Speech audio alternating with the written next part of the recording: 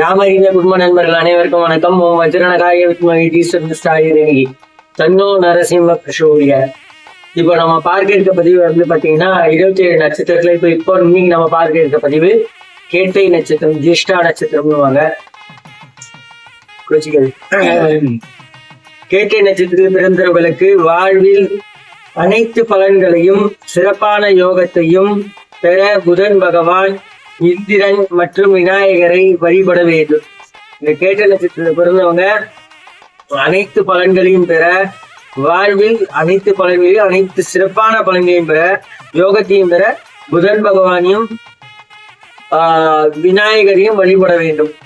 புதனையும் விநாயகரையும் வழிபட வேண்டும். வழிபட்டா உங்களுக்கு சகல சிறப்புகளும் நடைபெறும்.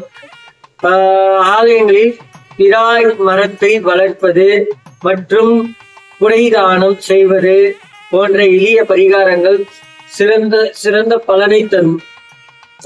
கேட்டை நட்சத்திரத்துக்குரிய அதிதேவதை இந்திரன் மற்றும் நட்சத்திர அதிபதி புதன் ஆவார். வாழ்வில் முழுமையான பலன்களை நிம்மதியும் பெற பின்வரும் வழிபாட்டு முறைகளை மேற்கொள்ளவும். என்னென்ன வழிபாட்டு முறை அப்படின்றது இப்ப நம்ம பார்ப்போம். முதன்மை வழிபாடு இந்திரன் வழிபாடு. தினமும் அல்லது புதன்கிழமைகளில் இந்திர காயத்ரியை ஜபிப்பது சிறந்தது. டெய்லியோ இல்ல புதன்கிழமையிலயோ இந்திர காயத்ரிய ஜேஷ்டா நட்சத்திரமாக கேட்டை நட்சத்திரத்துல பிறந்தவங்க ஜபித்து வந்தா அவங்களுக்கு எல்லா சகல நன்மைகளும் கிடைக்கும். அதே போல் விநாயகர் வழிபாடு. கேட்டை நட்சத்திரத்தில் பிறந்தவர் விநாயகருக்கு அருகம்புல் மாலை சாற்றி வழிபடுவது தடைகளை தகர்க்கும். அதே போல ஸ்தலங்கள், என்னென்ன கோயிலுக்கு போகலாம். நீங்க வந்து விநாயகருக்கு அருகம்புல்லால பூ மாதிரி தொடுத்த அந்த இதுலையும் போடலாம். அப்படி இல்லைன்னா மாலையா கட்டியும் போடலாம். உங்களால முடியலனாலும் கடையில அருகம்புல் மாலை கட்டி தர சொன்னீங்கன்னா கட்டி தருவாங்க, அதை வாங்கி போய் போடலாம்.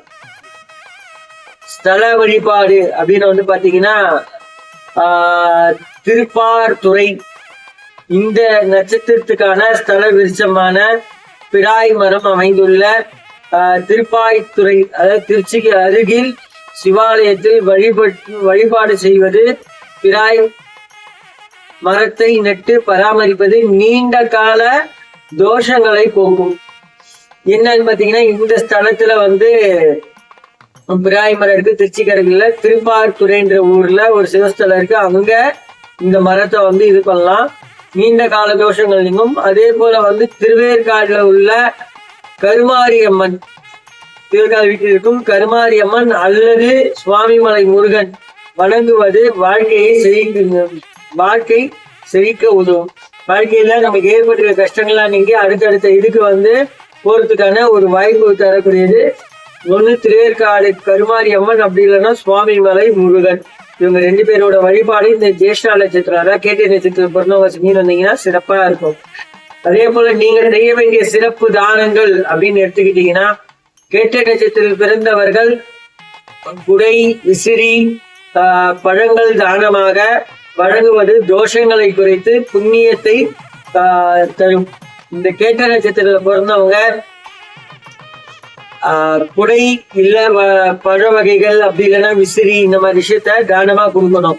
அதே போல வந்து பாத்தீங்கன்னா பசுமாட்டிற்கு அகத்திக்கீரை இல்ல பழங்களை தானமாக அளிப்பது சகல சௌபாகியங்களும் தரும். நமக்கு பசுமாடு எல்லார் வீட்டுக்கும் வருது. அந்த பசுமாட்டிற்கு பழ வகைகளோ அகத்திக்கீரையோ நம்ம கொடுத்து இது பண்ணலாம் தானமா. அது கேட்ட நட்சத்திரம் அவங்க கையால கொடுக்கறது மிக விசேஷமா இருக்கும்.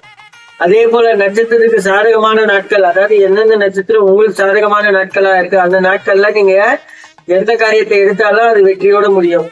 நட்சத்திரத்துக்கு சாதகமான நாட்கள் அப்படின்னு பாத்தீங்கன்னா உங்களுக்கு அதிர்ஷ்டம் தரும் நட்சத்திர நாட்களான ஆயுள்ய நட்சத்திரம், கேட்டை நட்சத்திரம், அதாவது உங்களோட ஜென்ம நட்சத்திரம் கேட்டை மற்றும் ரேவதி.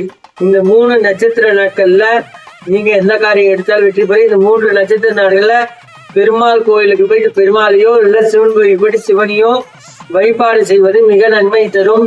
உங்க வாழ்க்கையில மேலும் மேலும் ஒரு வெற்றி கிட்டும், சகல சௌபாகியங்களும் பெருகும். மற்றும் ஒரு நட்பதிவில் சந்திப்போம். நன்றி, வணக்கம்.